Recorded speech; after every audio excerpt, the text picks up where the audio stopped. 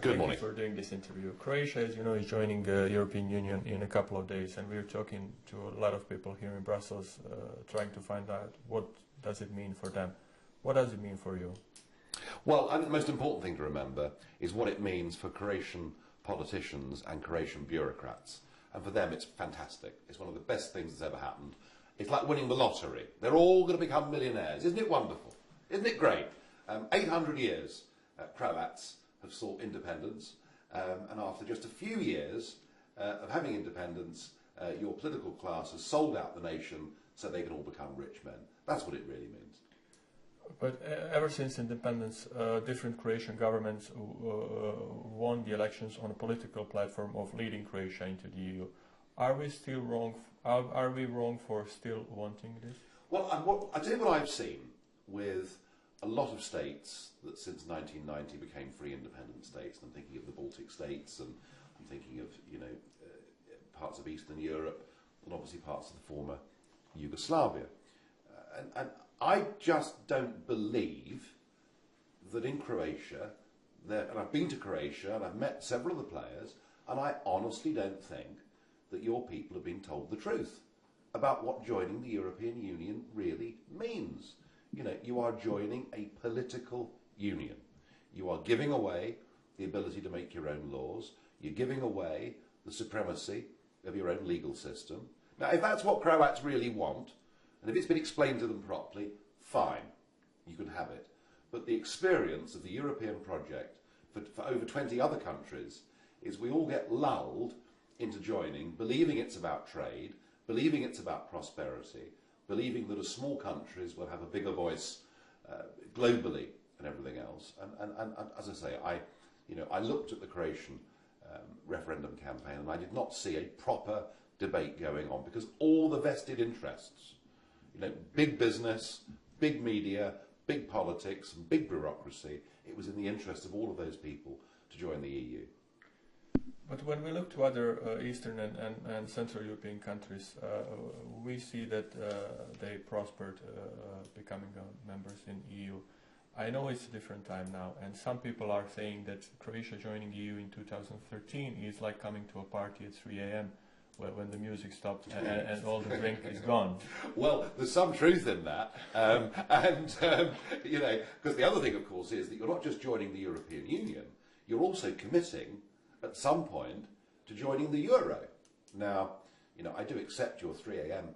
analogy for joining the European Union, but to join the euro is like getting on the Titanic as it's going down into the icy waters of the Atlantic. And you talk about prosperity. I mean, just look at what has happened to Greece, Portugal, Spain, Ireland, Cyprus. The list's getting longer, isn't it? The list is getting longer of countries who have had economic devastation wrought on them because they joined a currency for which they were never, ever suited. So even the old economic arguments that being together in a trade zone without tariffs was good for business and good for all of us, even that really is beginning to pale into insignificance by the damage that is being done by the Eurozone. Croatia is in a specific situation that it always leaned on a strong currency, whether it was Deutschmark or a euro, so it's kind of already connected, whether inside European Union or outside, and inside of Eurozone or outside. It feels the consequences of the events in Eurozone. So, but we all do. We all do. I mean, most of the international business that is done in the City of London is done in dollars.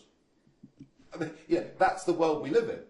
We're living in a global economy, and of course we're all affected by this stuff, and I completely understand that argument. But there is a very big difference between being affected by currency rates and joining an economic and monetary union and being incapable of setting your own interest rates and your own fiscal and monetary policy. I mean, that is a very, very fundamental difference. And what we've seen is that basically the German economy is now so dominant in Europe that we finish up with economic and monetary policy basically that suits Germany's interests because they're the biggest and the strongest.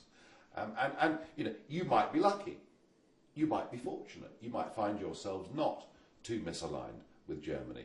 But if at some point in the future you do become misaligned, well, then you find yourself with a very real problem. Being trapped inside an economic system for which nobody has planned an escape.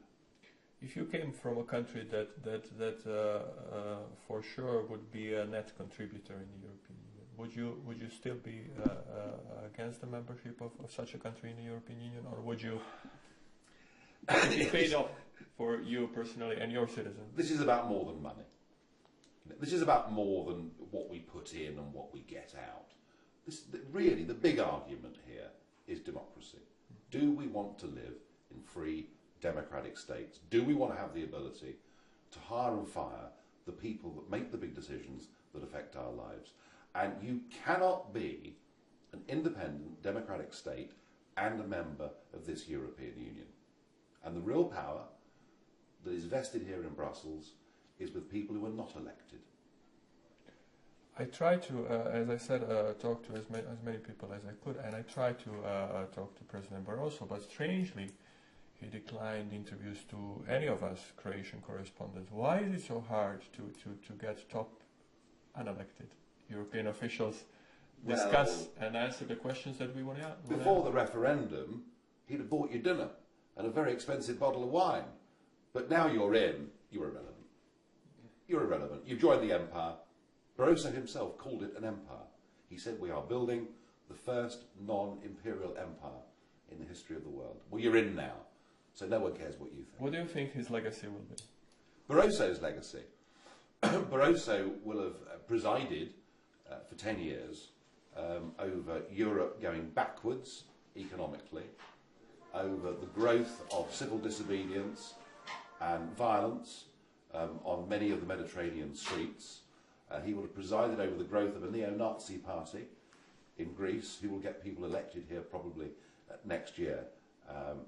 And he will see his own country of Portugal left in economic ruin. It's not a very good 10 years. Since I couldn't get a few answers from Mr. Barroso, could you theoretically try to put yourself in Barroso's shoes? I know it's like for you, from your perspective, being like a devil's advocate, but could you be a devil's advocate for a second and try to think of positive things for Croatia as a member of the European Union? Try to give us some positive Barroso-style messages, if you could. Well, this is going to be fantastic, for all of your politicians. Certainly, I mean, most importantly for your bureaucrats. Your bureaucrats who get jobs at the European Commission will all become very, very rich. So there are many thousands of Croatian people who will benefit hugely. That's the best positive I can give you. And one more question for the end. What do you think will happen with the rest of the European Union if UK actually votes and decides on leaving the Union? Well, I think that the United Kingdom is saying we don't want to be part of political union, and this is the point. I'm not anti-Europe at all.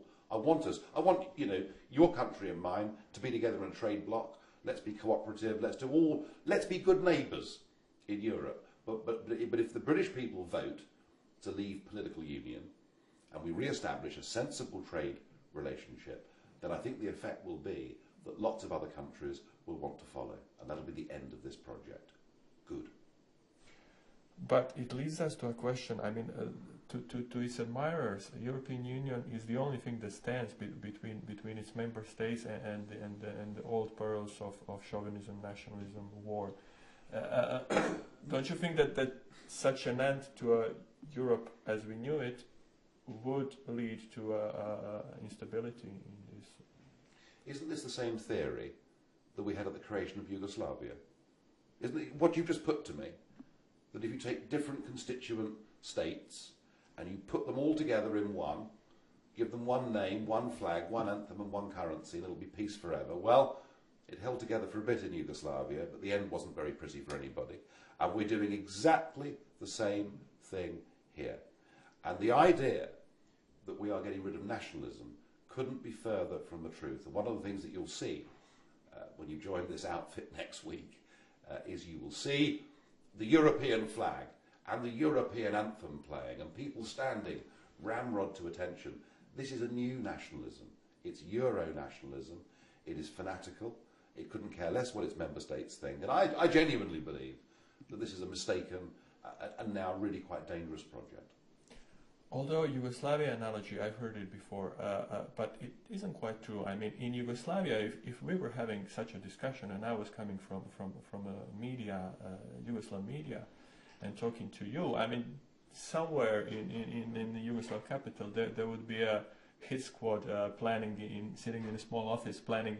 You know, I mean, it was much more undemocratic country than European Union is. In European Union, we have a freedom of speech and the human rights, and I mean, there are no bureaucrats plotting to kill us because we had this discussion. Maybe there are bureaucrats plotting to. I've been an opposing voice in this Parliament, you know, particularly since 2004, because I take a different view on the European project. I've been called mentally ill. I've been equated with Hitler. I mean, every form of abuse that could be thrown has been thrown at me. And when I answer back by saying that the European President, Mr. Van Rompuy, has the charisma of a damp rag and the appearance of a low-grade bank clerk, which was really a fairly humorous minor insult, I get fined €3,000. So I'm not so sure, actually, that freedom of speech is as alive and well as you think it is. You're quite right. There isn't, at the moment, some appalling Secret Service shooting people, and you know these things aren't happening. But the democratic will of tens of millions of people across this continent has been overridden again and again and again. The French said no in 2005 to a European constitution. The Dutch said no. They ignored them. They rebranded at the Lisbon Treaty, and they continued. There is a real problem here between what the people in Brussels want and increasingly what the electorates want. And it may well be that right now people in Croatia will see next week as being an important moment and you've joined you know, the big club. But as the years go on, you will realise that you've surrendered quite a lot to get here. Thank you for that. Thank you.